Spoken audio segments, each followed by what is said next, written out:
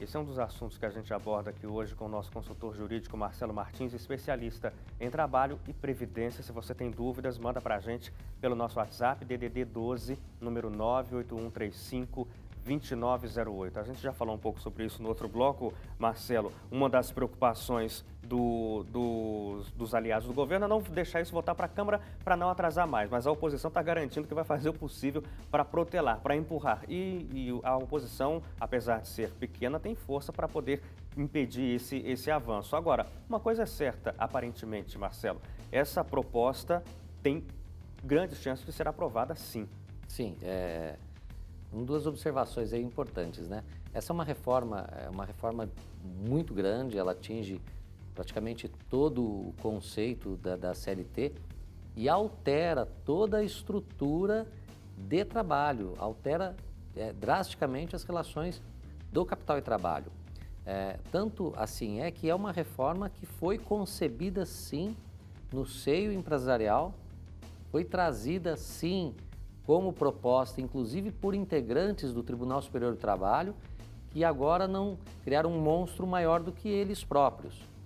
Fizeram uma reforma que havia alguns interesses e algumas necessidades, é verdade, mas tomou uma proporção muito maior.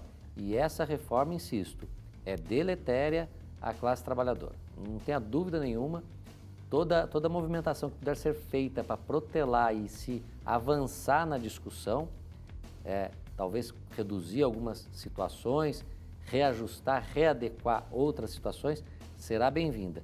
Porque, em verdade, aprovada do jeito que está e da forma como está redigida, volta de novo o judiciário a ter que legislar sobre as relações de trabalho, fazendo interpretações que não seriam necessárias no caso de uma reforma concebida num processo de constituição de lei mais adequado, com participação da sociedade, com participação das entidades sindicais, com a participação de associações de bairro, enfim, com a sociedade em conjunto discutindo a reforma daquilo que seria melhor, não uma reforma que é gestada no seio do setor empresarial. E o Josiel Matos, ele pergunta sobre a outra reforma, Marcelo, a reforma da Previdência. Ela é para o benefício do trabalhador? É a pergunta do telespectador. Olha, é difícil fazer essa análise, obrigado.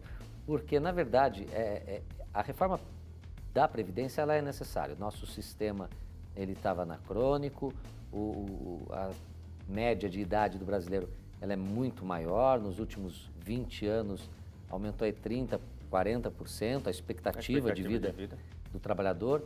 Agora, algumas coisas ainda não foram elucidadas. Ainda não há um estudo sério se a Previdência é deficitária de fato e de verdade ou não. As pessoas, os interlocutores voltados para esse tema, eles não querem abrir essa caixa de Pandora. Eles não querem revelar os números reais da Previdência para que tenhamos a noção de se a Previdência é deficitária, perdão, o quanto é, e aí sim, a partir daí, poderia ser feita uma reforma não tão maléfica aí ao segurado, ao futuro aposentado. As gerações futuras vão ter muita dificuldade com esse tema. O Gabriel de Aracaju quer saber se é possível contratar alguém para trabalhar por diária sem assinar nada. Hoje não, Gabriel.